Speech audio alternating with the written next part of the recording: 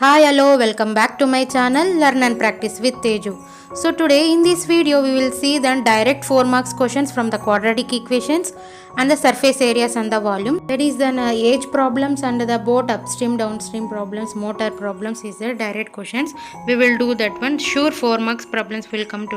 Let's go into the video. Rohan's mother is 26 years older than him. The product of their ages 3 years from now will be 360. Formulate the quadratic equation to find their ages and find the present mother's age. So, in the question they given, Rohan's age is 26 older. So, let Rohan's age we don't know. So, Rohan's age be X. Rohan's mother's age is 26 older. So, Rohan mother is x plus 26. Why I have taken x plus 26? They are telling Rohan ಏಜ್ಗನ್ನು ಅವ್ರ ತಾಯಿ age 26 years ಜಾಸ್ತಿ ಇದೆ ಅಂತ ಹೇಳ್ತಾರೆ. So x plus 26 and they told the product of their ages 3 years from now. ಅಂದರೆ after 3 years Rohan's age ಏನಾಗುತ್ತೆ x plus 3. Rohan mother age ಏನಾಗುತ್ತೆ x plus 26 plus 3. So x plus 29. ಅರ್ಥ ಆಯ್ತಾ? ಸೊ ಅವ್ರೇನು ಹೇಳ್ತಾ ಇದ್ದಾರೆ, ಆ 3 ವರ್ಷ ಆದಮೇಲೆ ಇವರಿಬ್ಬರದು ಪ್ರಾಡಕ್ಟ್ ಮಾಡಿದ್ಮೇಲೆ ಅಂದರೆ ಏಜ್ ಇಬ್ಬರದು ಪ್ರಾಡಕ್ಟ್ ಮಾಡಿದ್ಮೇಲೆ ನಮ್ಗೆ ಎಷ್ಟು ಸಿಗುತ್ತೆ ಅಂತ ಹೇಳ್ತಾ ಇದ್ದಾರೆ. ಪ್ರಾಡಕ್ಟು 360 ಅಂತ ಹೇಳ್ತಾ ಇದ್ದಾರೆ. ಸೊ ಇವಾಗ ನಾವು ಪ್ರಾಡಕ್ಟ್ ಮಾಡಿ ಫ್ಯಾಕ್ಟರ್ಸ್ ಕಂಡುಹಿಡಿಯಬೇಕು. So x into x plus 29 plus 3 into x plus 29 equals to 360. x into x square plus 29x plus 3x plus 87 equals to 360. x square plus 87 minus 360 is equals to 0. So x square plus 32x minus 316 ಇಂದ 87 ತೆಗೆದ್ರೆ 273 is equals to 0. ನಾವು ಹಿಂಗೆ factors ಹೆಂಗೆ ಕಂಡುಹಿಡಬೇಕು, ಎರಡು ಮಾಡಿದ್ರೆ ನಮ್ಗೆ product ಏನು ಬರಬೇಕು -273 x ಸ್ಕ್ವೇರ್ ಬರಬೇಕು. ಸಮ್ ಏನು ಬರಬೇಕು 32x ಬರಬೇಕು. ಸೊ ನಾವು 273ಗೆ ಎಲ್ ಸಿ ಎಮ್ ತಗೊಳ್ಳೋಣ. 273ಗೆ ಎಲ್ ಸಿ ಎಮ್ ತಗೊಂಡ್ರೆ ಏನು ಬರುತ್ತೆ 9 27 3 1 3. ನೆಕ್ಸ್ಟ್ 13 7 91. ನಮ್ಗೆ ಏನು ಬಂತು ಪ್ರಾಡಕ್ಟ್ಸು 13 3 7. ಸೊ 13 3 39. 39ಇಂದ 7 ತೆಗೆದ್ರೆ 32 ಬಂತಲ್ವಾ, 32 ಬಂತು. ಸೊ ನಾವು 39x minus 7x minus 273 equals to 0. ಎರಡನಿಂದ x common x plus 39. ಇಲ್ಲಿನೂ x plus 39 ಬರುತ್ತೆ, ಇಲ್ಲಿ -7 equals to 0. So x minus 7 x plus 39 is equals to 0. x minus 7 equals to 0. x plus 39 equals to 0. x is equals to 7. x is equals to -39. Age ಅನ್ನೋದು ನಮಗೆ ಯಾವಾಗಲೂ ನೆಗೆಟಿವಲ್ಲಿ ಬರಲ್ಲ. So -39 is not the answer. x is equals to 39. So Rohan's present age ಎಷ್ಟು, Rohan age 7 years, Rohan ಅವರ ಅಮ್ಮನ age 7 plus 26 that is 33 years. ಅರ್ಥ ಆಯ್ತಾ? So mother's age ಎಷ್ಟು 33 years. Capsule is in the shape of the cylinder with the two hemispheres struck to each other ends. The length of the entire capsule is 14 mm. Okay, and the diameter they given 2. So find the surface area. So surface area find ಮಾಡಬೇಕು ಅಂದರೆ first ಇಲ್ಲಿ 2 hemispheres. So surface area of 2 hemispheres and the surface area of the cylinder. So first of all surface area of the cylinder is 2 pi r h. 2 into 22 by 7 into r is this one. This is diameter. Okay, for the circle this is the diameter. Radius will come by diameter by 2, that is 5 by 2. Height in the question they given 9 mm. So height is 9. So do the cancellation. So 2 ones are 2 11s are 22 into 45 by 7 millimeter square, mm square. Now surface area of the two hemispheres. Surface area of the hemisphere is 2 pi r square.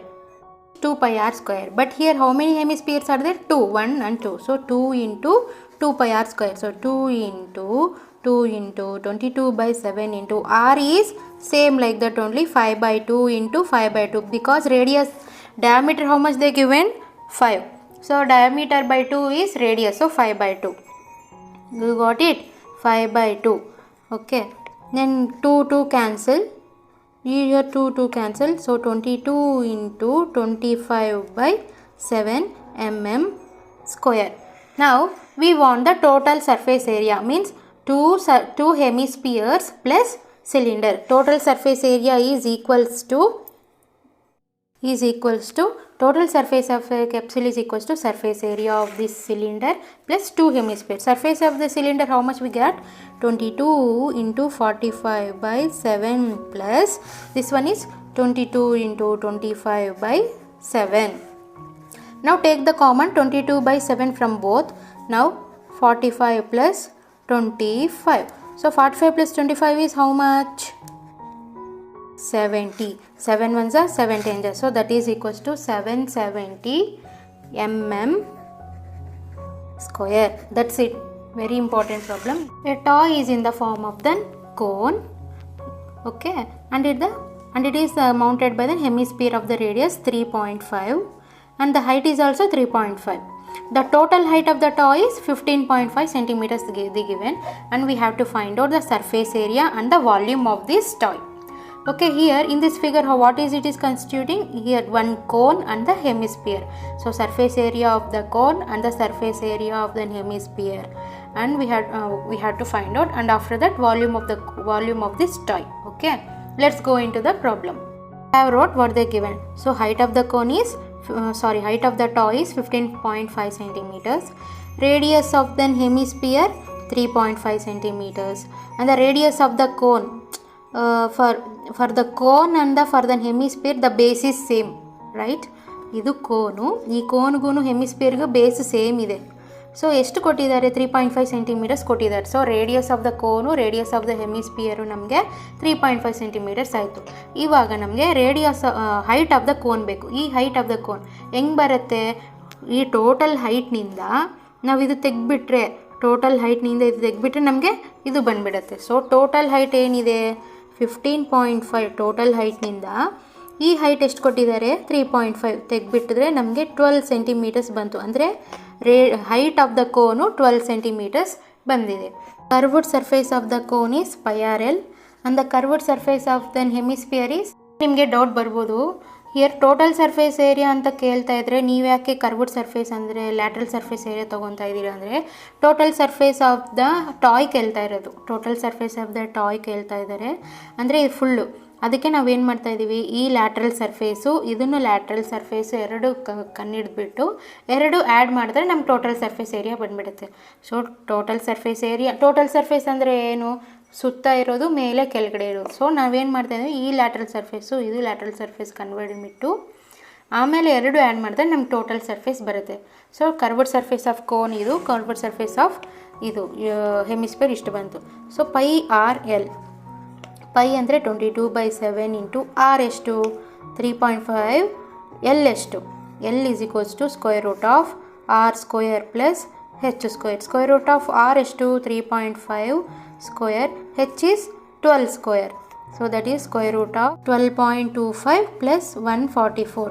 That is square root of 156.25. That is equals to 12.5 centimeters. L ಎಷ್ಟು ಬಂತು? 12.5 centimeters. So substitute ಮಾಡೋಣ. ಎಷ್ಟು? 12.5 cancel, 7 ones 7.5. So ಎಷ್ಟು ಬರುತ್ತೆ? 7.05. cancellation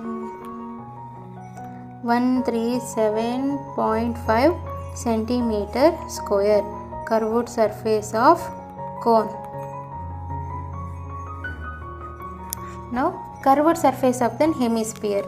Curved surface of the hemisphere formula is 2 pi r square, 2 into 22/7 into 3.5 into 3.5, 0.5, 44 into this one cancellation is 77 centimeter square. This is hemisphere, curved surface of hemisphere. ಇವಾಗ total surface area. Total surface area of toy. Total surface area of the toy is equals to curved surface area of cone plus curved surface area of hemisphere. ಅರ್ಥ ಆಗ್ತಾ ಇದೆಯಾ? ಎರಡು curved surface count ಮಾಡಿಬಿಟ್ರೆ ನಮ್ಗೆ total surface ಬರುತ್ತೆ. That is 137.5 plus 77. The answer for those. By adding both curved surface we will get this one answer. Volume of this cone, volume of the hemisphere ಎರಡು add ಮಾಡೋದು ನಮಗೆ volume of the toy ಬಂದುಬಿಡುತ್ತೆ. Okay. In a canal is 6 meters wide. So water in a canal 6 meters wide it is there and the 1.5 meters depth. So this is land, this is 1.5 meters depth it is there. Flow ಆಗ್ತಾ ಇರೋ speed ಎಷ್ಟಿದೆ? Speed is 10 kilometers per hour. But how much area it will irrigate in 30 minutes? 30 minutesಲ್ಲಿ ಎಷ್ಟು ತಿರುಗಿ? ಇವಾಗ 1 hourಗೆ 10 kilometers ಹೋಗ್ತಾ ಇದೆ ಅಂದರೆ 30 minutes ಎಷ್ಟು ಹೋಗುತ್ತೆ? 5000 kilometers. ಅರ್ಥ ಆಗ್ತಾ ಇದೆಯಾ? 1 hourಗೆ 10 kilometers ಆದರೆ 1 hourಗೆ 10 kilometers ಆದರೆ ಹಾಫ್ ಆನ್ ಅವರ್ಗೆ 5 kilometers. ಸೊ ನಾವೇನು ಮಾಡಬೇಕು ಅಂದರೆ if 8 centimeters of standing water is needed ಅಂದರೆ ಏನು? ಇದು ನೀರು ನಮಗೆ ಭೂಮಿಗೆ ನೀರು ಹೋಗಬೇಕು ಅಂದರೆ ನಮಗೆ ಅಲ್ಲಿ ನೀರು ನಿಲ್ತ್ಕೊಂಡಿರ್ಬೇಕಂತ. ಎಷ್ಟು? 8 centimeters ಲೆವೆಲಲ್ಲಿ ನಮಗೆ 8 centimeters ಲೆವೆಲಲ್ಲಿ ನೀರು ನಿಲ್ತ್ಕೋಬೇಕು. ಹಂಗೆ ನಿಲ್ತ್ಕೊಂಡ್ರೆ ನಮಗೆ ಇದು ಇರಿಗೇಟ್ ಆಗುತ್ತೆ ಅಂತ ಹೇಳ್ತಾ ಇದ್ದರು. ಸೊ ನಾವೇನು ಮಾಡಬೇಕು ಅಂದರೆ ವಾಲ್ಯೂಮ್ ಆಫ್ ದ ಕೆನಾಲ್ ಎಷ್ಟು ಈಕ್ವಲ್ ಮಾಡಬೇಕು? ಈ ವಾಲ್ಯೂಮ್ ಆಫ್ ದ ಕೆನಾಲ್ ಅಂದರೆ ಈ volume of the canal is equals to the volume of this standing water. ಯಾಕೆ ಇದಕ್ಕೆ ಈಕ್ವಟ್ ಮಾಡಬೇಕು ಅಂದರೆ ನೀರು ಎಷ್ಟು ನಿಲ್ತ್ಕೊಂಡತ್ತೋ ಅಷ್ಟೊಂದು ಸೇಪು ನಮಗೆ ಭೂಮಿ ಇರಿಗೇಟ್ ಆಗುತ್ತೆ ಅಂತ ಹೇಳ್ತಾ ಇರೋದು. ಕ್ವಶನ್ ಅರ್ಥ ಆಗ್ತಾ? ಓಕೆ. ಕ್ವಶನಲ್ಲಿ ಕೆನಾಲ್ ಎಂದು ವೈಡ್ ಅಂದರೆ ಬ್ರೆಡ್ತ್ 6 meters, ಡೀಪ್ ಎಷ್ಟು ಅಂದರೆ ಹೈಟ್ ಎಷ್ಟು ಕೊಟ್ಟಿದ್ದಾರೆ? 1.5 meters. ನಾವು ಸ್ಪೀಡ್ ಎಷ್ಟು ಕೊಟ್ಟಿದ್ದಾರೆ? Speed is equals to 10 kilometers per hour. But ನಮಗೇನು ಕೇಳ್ತಾ ಇರೋದು 30 minutesಲ್ಲಿ ಎಷ್ಟಾಗತ್ತೆ? ಸೊ ಹಾಫ್ ಆನ್ ಅವರ್ಗೆ ಎಷ್ಟಾಗತ್ತಪ್ಪ? So 10 into 1/2 that is 5 kilometers speed for half an hour. ಇಷ್ಟಾಯಿತು. Speed for half an hour ಎಷ್ಟಾಯಿತು? ಇಷ್ಟಾಯಿತು. ಸೊ ನೆಕ್ಸ್ಟ್ ನಾವು ಇದನ್ನು ವಾಲ್ಯೂಮ್ ಕಂಡುಹಿಡಿಯೋಣ. Volume of canal. Volume of the canal ಹೆಂಗಿದೆ? ಇದು ಕ್ಯೂಬಾಯ್ಡ್ ಫಾರ್ಮ್లో ಇದೆ ಅಲ್ವಾ? So L into B into H. L into B into H. H2 6 into 1.5 into 5 kilo. ಇಲ್ಲಿ ಎಲ್ಲ ಮೀಟರ್ಸಲ್ಲಿದೆ. ಸೊ ನಾವು ಇದನ್ನು ಮೀಟರ್ಸಲ್ಲಿ ಕನ್ವರ್ಟ್ ಮಾಡಬೇಕಂದ್ರೆ ಏನಾಗುತ್ತೆ? 5000 meters. ಸೊ 5000. ಓಕೆ. ನೆಕ್ಸ್ಟ್ ನಾವು ಇವಾಗ ಏನು ಮಾಡಬೇಕು? ವಾಲ್ಯೂಮ್ ಆಫ್ ದ ಕೆನಾಲ್ ಕಂಡಿದ್ದೀವಿ. ಇವಾಗ volume of the standing water. Volume of the standing water ಎಷ್ಟು?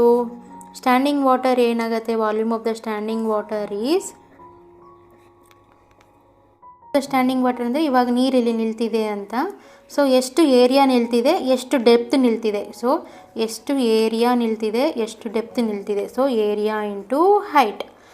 ಓಕೆ. ಏರಿಯಾ ನಮಗೆ ಗೊತ್ತಿಲ್ಲ, ಅದೇ ನಾವು ಕಂಡುಹಿಡಿಬೇಕು. ಹೈಟ್ ಎಷ್ಟು ಕೊಟ್ಟಿದ್ದಾರೆ? 8 centimeters. ಬಟ್ ಇಲ್ಲೆಲ್ಲ ನಮಗೆ ಹೆಂಗಿದೆ? ಮೀಟರ್ಸಲ್ಲಿದೆ. ಸೊ ನಾವು ಸೆಂಟಿಮೀಟರ್ಸ್ನ ಮೀಟರ್ಸ್ ಕನ್ವರ್ಟ್ ಮಾಡಬೇಕಂದ್ರೆ 8/100. ಸೊ ಇವಾಗ volume of canal is equals to volume of standing water. ಯಾಕೆ ಎರಡು ಈಕ್ವೇಟ್ ಮಾಡ್ತಾ ಇದ್ದೀವಿ?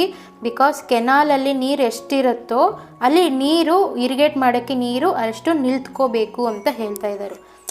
ಓಕೆ, ಅರ್ಥ ಆಯ್ತಾ? Canal volume is equals to standing water. So 6 volume of canal is equals to volume of standing water. 6 into 1.5 into 5000 is equals to A into 8/100. So 2 4s 2 3s 1s 4, ಇಲ್ಲಿ 10 ಬಂತು, 4 2s 8, ಇಲ್ಲಿ 2 ಬಂದರೆ 4 5s 20 0. So 3 into 1.5 into 1250 into 100 is equals to A.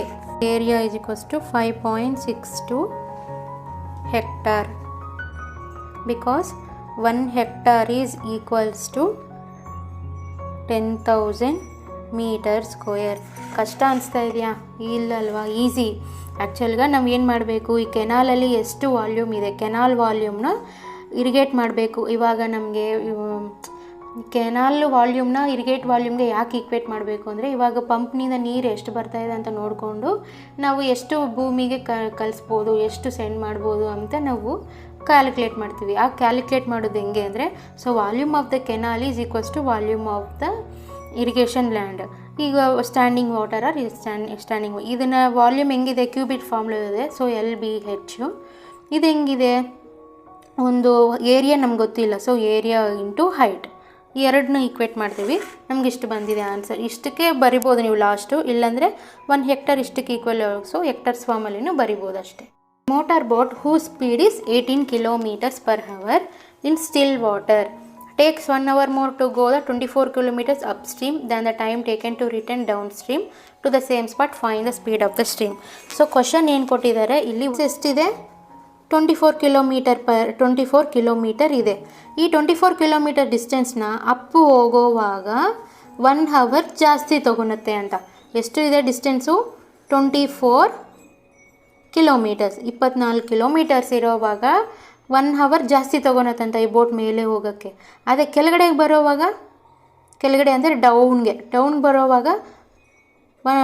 Down ಬರೋವಾಗ time ಏನು ಹೇಳಿಲ್ಲ, but Appu ಹೋಗೋವಾಗ ನಮಗೆ 1 hour ಜಾಸ್ತಿ ತೊಗೊಳುತ್ತೆ, ಮಾಮೂಲಿಯಾಗಿ ಈಗನ್ನ ಜಾಸ್ತಿ ತೊಗೊಳುತ್ತೆ ಅಂತ ಹೇಳ್ತಾ ಇದ್ದಾರೆ.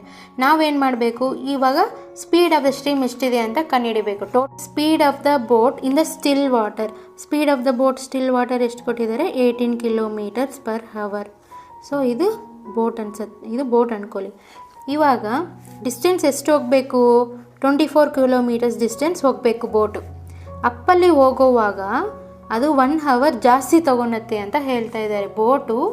ಬೋಟು ಅಪ್ಪಲ್ಲಿ ಹೋಗೋವಾಗ ಅಂದರೆ ಹೈ ವೇವ್ಸ್ ಆ ಥರ ಏನಾರ ಬಂದಮೇಲೆ ಆವಾಗ ಅಪ್ಪಲ್ಲಿ ಹೋಗ್ಬೇಕಲ್ವಾ, ಅಪ್ಪಲ್ಲಿ ಹೋಗ್ಬೇಕಂದ್ರೆ 1 hour ಜಾಸ್ತಿ ತೊಗೊತಾ ಇದೆ ಅಂತ.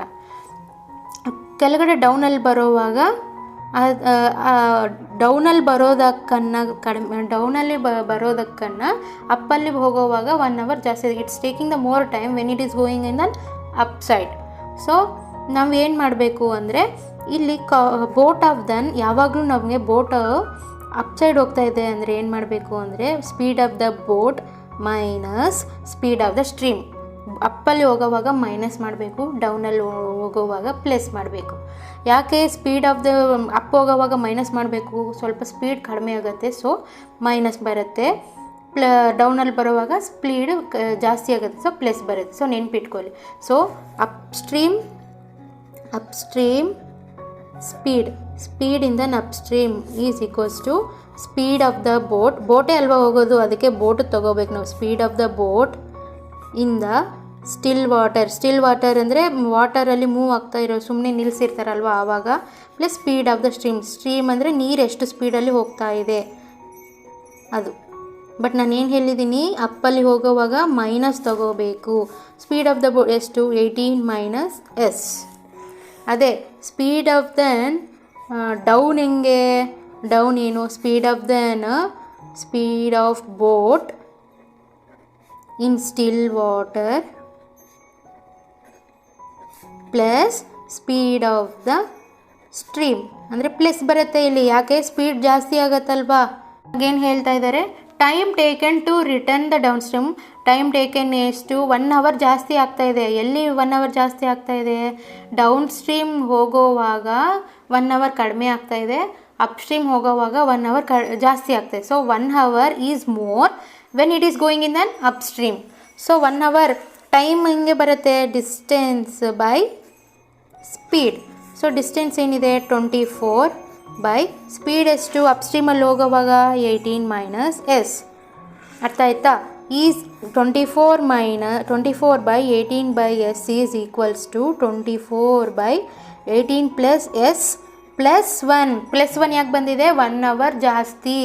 ಯಾವುದಕ್ಕನ್ನ 1 hour, ಡೌನ್ ಸ್ಟ್ರೀಮಲ್ಲಿ ಹೋಗೋವಾಗಕ್ಕನ್ನ 1 hour ಜಾಸ್ತಿ ನಮಗೆ ತೊಗೊಂಡು. ಇವಾಗ ಇಲ್ಲಿ 10 ಬಂದೆ, ಡೌನ್ ಸ್ಟ್ರೀಮಲ್ಲಿ ಸ್ಪೀಡ್ 10 ಆದರೆ up ಸ್ಟ್ರೀಮಲ್ಲಿ speed 11.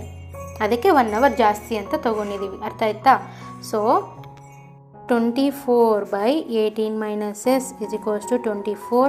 Cross multiply 18 plus s by 18 plus s. Cross multiply ಮಾಡಿದ್ರೆ 24 into 18 plus s is equals to 24 plus 18 2 plus s into cross multiply ಮಾಡ್ತಾ ಇದ್ದೀವಲ್ವಾ 18 minus s. ಅರ್ಥ ಆಯ್ತಾ?